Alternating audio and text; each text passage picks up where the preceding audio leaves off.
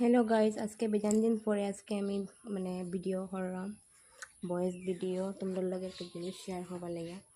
দেখো আমার মুখে কত গোটা উঠছে, দেখো দেখো ওই দেখো ওই দেখো ওই দেখো ওই দেখো ওদিকে ওদিকে এদিকে আছে, দেখানে উঠছে হোসেন সামনে ফুইয়া আর মুখও গোটা উঠে গেছে। আজকে আমি ফুটাও লাগাইছি না, কিচ্ছু লাগাইছে না আজকে মুখ, অন্যদিন একটু ক্রিম লাগাই আর কি, আজকে কিচ্ছু লাগাইছে না।